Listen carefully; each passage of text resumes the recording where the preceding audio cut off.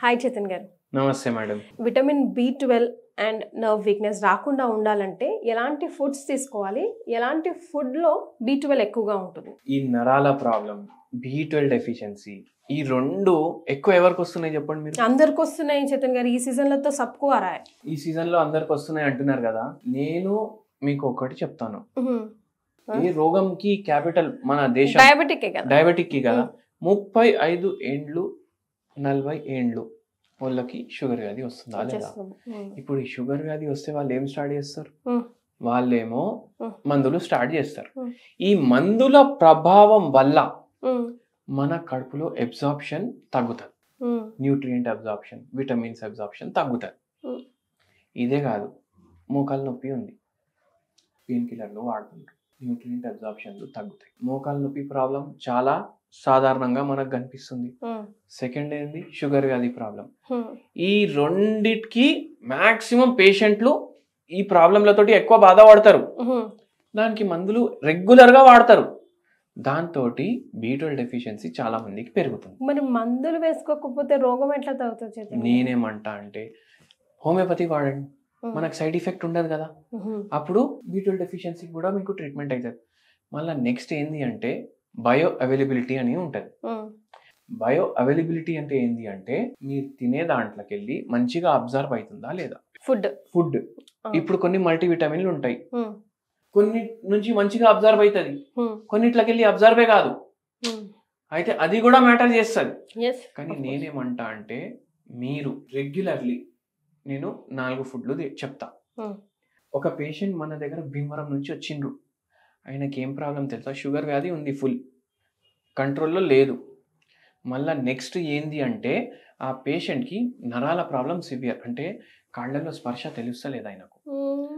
నడుస్తుంటే కూడా చెప్పు ఉంటుంది కదా, ఎప్పుడు బయటికి వస్తుందో అర్థం అవుతలేదు. కానీ పడుకుంటే ఫ్యాన్ గాలి తగిలి మంట వస్తుంది, స్పర్శ లేదు. నడుస్తే చెప్పులు కూడా జారిపోతుంది ఒక్కొక్కసారి. ఫ్యాన్ కింద పడుకుంటే ఏమో మంట పెట్టినట్టు ఉంటుంది, స్పర్శ లేదు, మళ్ళీ మంట కూడా వస్తుంది. అంటే మీరు ఆలోచించండి ఎంత విచిత్రంగా ఉంది అనేసి.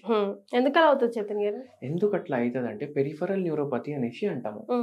దానివల్ల ఇట్లా అవుతుంది. ఇది ఎందుకు అవుతుంది? షుగర్ వ్యాధి పేషెంట్స్ లో ఎక్కువ అవుతుంది. వేరే కారణాలు కూడా ఉంటాయి, కానీ షుగర్ వ్యాధి పేషెంట్ లో ఇది ఎక్కువ అవుతుంది. ఎన్ని రోజులు ఇట్లానే డయాబెటిక్ ట్రీట్ కాకుండా ఇట్లానే కంటిన్యూ అవుతుంటే ఈ పెరిఫరల్ న్యూరోపతి అటాక్ అవ్వచ్చు అని కాదు. ఒకటి ఏంది అంటే మన డయాబెటీస్ కంట్రోల్లో ఉందా లేదా ఫస్ట్ థింగ్. షుగర్ వ్యాధి ఎట్లాంటి వ్యాధి అంటే మీరు కంట్రోల్ చేసుకోవచ్చు మీ చేతులతో దాన్ని. ఎట్లా?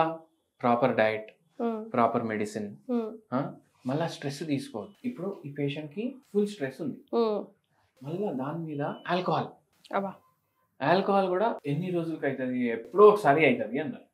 ఎప్పుడో ఒకసారి అంటే నెలకి ఎన్నిసార్లు అవుతుంది అంటే ఎన్నిసార్లు తీసుకుంటారనా? అయితే వారానికి 3 సార్లు సార్ అనేసి. అంటే అదే ఎప్పుడో ఒకసారి పేషెంట్ కి. అదే కదా, మనం కేస్ టేకింగ్ కూడా తీసుకుంటాం కదా. ఎప్పుడో ఒకసారి అంటే ఇయర్లీ ఒకసారి అంటే ఎప్పుడో ఒకసారి, క్వార్టర్లీ ఒకసారి అంటే ఎప్పుడో ఒకసారి, కానీ వారానికి 3 క్వార్టర్లు అంటే పరేషాని కదా అది.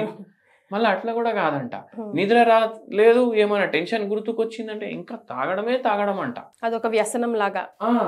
అయితే అది ఎప్పుడో ఒకసారి కాదు. దీని వల్ల కూడా B12 అబ్జర్వ్ కాదు. దాన్ని కంట్రోల్ చేయడానికి కూడా ఆల్కహాల్ ఎడిక్షన్ ఏదైతే ఉంటది కదా, అది కూడా హోమియోపతి మందులతో తగ్గుతుంది.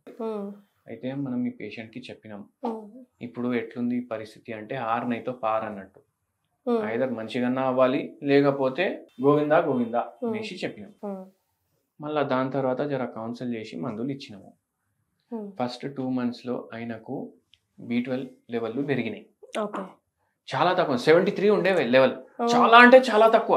ఎంత ఉండాలండి? అది ఎక్కువనే ఉండాలి. ఇప్పుడు రేంజ్ ఇస్తారు, కొందరు 180 నుంచి 600 ఇస్తారు, కొందరు 120 నుంచి 600 700 ఇస్తారు, కానీ ఒక 300-400 అయితే ఉండాలి. అలాంటిది 70 ఉంది ఆయనకి. మళ్ళా ఏంది అంటే ఈ నరాలది ఎక్కువ అవుతుంది. ఓన్లీ నరాలదే కాదు, మళ్ళీ B12 నరాలను అయితే ఖచ్చితంగా చేస్తుంది, రక్తహీనత కూడా తీసుకొస్తుంది బాడీలో. మనం ఏం చెప్పినాము, చేపలు ఈజీలీ అవైలబుల్ ఉంటాయి భీమవరంలో. వారానికి 3 సార్లు తాగుతారు కదా, ఆ తాగుడు వదిలేసి 3 సార్లు మీరు చేపల పులుసు తినండి అన్న. ఫ్రై చేయొద్దు, చేపల పులుసు మీరు తక్కువ ఆయిల్ తోటి చేసుకోవాలి. ఇప్పుడు నేను ఫిష్ అని చెప్పంగానే అందరూ అపోలో ఫిష్ అంటారు, ఫిష్ ఫ్రై అంటారు, దాని మీద ఏమేమో బటరు నెయ్యి ఏమేమో వేసి మసాలాలు వేసి దాన్ని మ్యారినేట్ చేసి అవి ఇవి చేస్తారు. అవన్నీ అవసరం లేదు. మీ ఇంట్లో చెప్పండి చేపల పులుసు చేసేయి అనేసి, వాళ్ళు కొంచెం ఆయిల్ వేసి జీలకర్ర మంచిగా వేయాలి, దాంట్లో జీలకర్ర మంచిగా వేసి వాము ఉంటది కదా, కొంచెం వాము కూడా వేసుకోండి మీరు, బ్లాక్ పెప్పర్ ఒకటి, ఇవి పోపులా చేసేటప్పుడు మంచిగా వేసి ఏం చేయాలి, దీని రసాలు కూడా వస్తాయి ఆ రసంలో, ఆ పులుసులో, దాంట్లో మీరు చేపల పులుసు రెడీ చేసుకోండి. ఇట్లా ఎందుకు చేసుకోవాలి, చేపల్లో మీకు B12 ఉంటుంది, బ్లాక్ పెప్పర్, వాము, జీలకర్ర, ఈ మూడు ఏం చేస్తాయంటే డైజెషన్ మంచిగా అబ్జర్వ్ అయ్యేలాగా చేస్తుంది. ఇట్లా రెగ్యులర్ తీసుకోండి. అరే మేము చేపలే చేయం అనేసి అంటారు కొందరు, మేమేం చేయాలి వెజిటేరియన్స్ కి, అయితే PPP అనేసి ఉంటది. ఇప్పుడు PPP అంటే ఏంటి, పాలు P, పెరుగు P, ఇంకోటి పనీర్. ఇప్పుడు మనం నార్త్ ఇండియన్స్ లాగా పనీర్ అంటే అవసరం లేదు, పనీర్ బటర్ మసాలా అవి ఇవి వాళ్ళు ఏవో ఫుల్ బటర్ వేసి అవి ఇవి హోటళ్లలో దొరుకుతుంది కదా, అట్లా ఎందుకు. నేనేం చెప్తా అంటే చేపల పులుసు చేసుకుంటున్నారు కదా, పనీర్ గ్రేట్ చేసి పులుసులో మీరు వేసుకోండి, ఫ్రై కూడా చేసే అవసరం లేదు. ఏం తిన్నా దాని మీద మంచిగా నెయ్యి వేసి తినండి, గ్లైసిమిక్ ఇండెక్స్ కూడా తగ్గుతుంది, నరాలకు కూడా మంచిది. నరాలు దేనితో తయారవుతాయి, ఫ్యాట్ తోటి తయారవుతాయి. నెయ్యి ఏంది, ఫ్యాట్, గుడ్ ఫ్యాట్, అది హెల్ప్ చేస్తుంది నరాలకు మంచిగా చేయడానికి. మైలిన్ షీట్ దెబ్బ పడ్డది అనుకోండి, అది రిపేర్ చేయడానికి హెల్ప్ చేస్తుంది. మీరు ఏం కర్రీ చేసుకున్నా దాంట్లో పనీర్ వేయండి, మీరు ఏం కర్రీ చేసుకున్నా దాంట్లో మీరు నెయ్యి వేసుకోండి, సాల్వ్ కదా మ్యాటర్. బీరకాయ చేసుకున్నారు, జర పనీర్ వేసేయండి, ఏమవుతుంది. సో వెజిటేరియన్స్ అయినా నాన్ వెజిటేరియన్స్ అయినా నర్వ్ వీక్నెస్ కి మరి స్పెషల్ గా B12 తక్కువ ఉంటే సేమ్ ఇవే ఫాలో అవుతాయి, నరాలు కూడా మంచిగా అవుతాయి, B12 కూడా మంచిగా అవుతుంది. ఈ రెండు ఫుడ్లు మీరు మైండ్ లో పెట్టుకోండి. నాన్ వెజిటేరియన్స్ అయితే ఫిష్ పులుసు, వెజిటేరియన్స్ అయితే PPP, పన్నీర్, పాలు, పెరుగు. Thank you so much Chaitanya.